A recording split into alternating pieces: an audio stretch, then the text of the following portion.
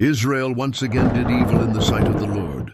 Because of this, the Lord delivered them into the hands of the Philistines for 40 years. But even during Israel's disobedience, God was preparing a deliverer. There was a man named Manoah from the tribe of Dan. His wife had never been able to have children. One day, the angel of the Lord appeared to her.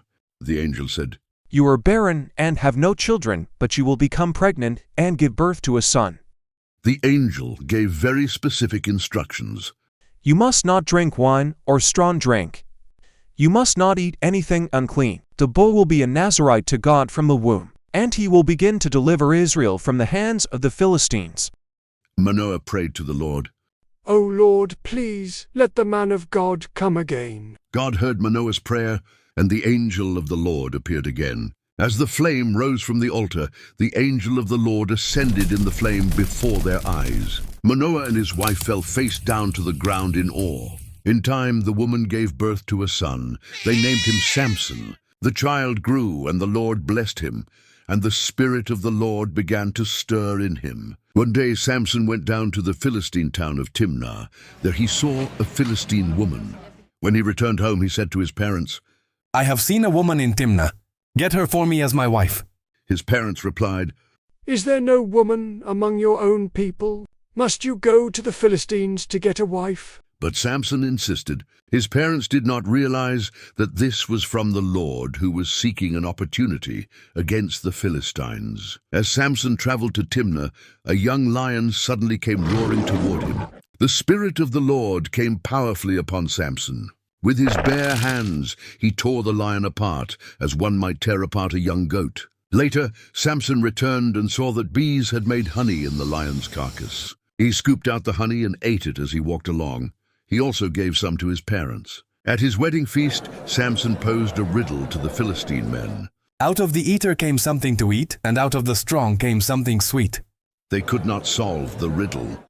The Philistines pressured Samson's wife. They said, "Entice your husband to explain the riddle, or we will burn you in your father's house." She cried before Samson until he finally told her the answer.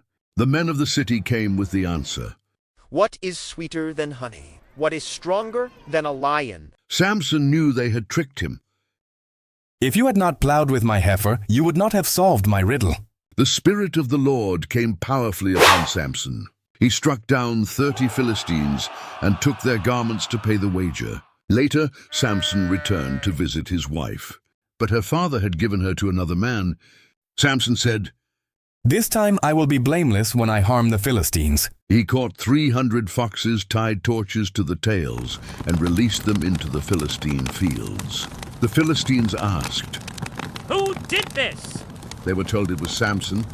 In anger, they burned Samson's wife and her father. Samson attacked the Philistines viciously. Then he went to live in a cave in the rock of Etam. The Philistines came searching for Samson.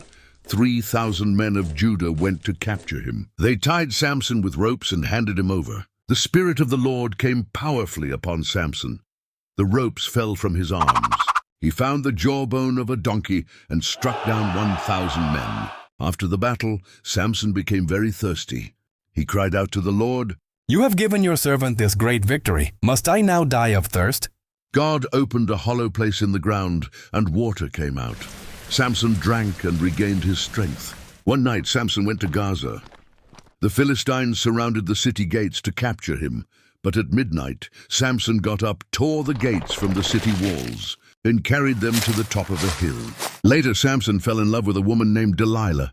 The Philistine rulers came to her and said, "See if you can lure Samson into showing the secret of his great strength." They promised to pay her silver.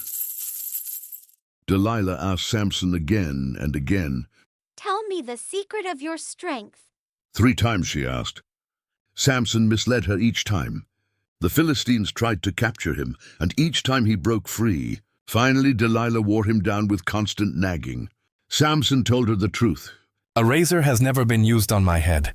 If my head were shaved, my strength would leave me. Delilah lulled Samson to sleep.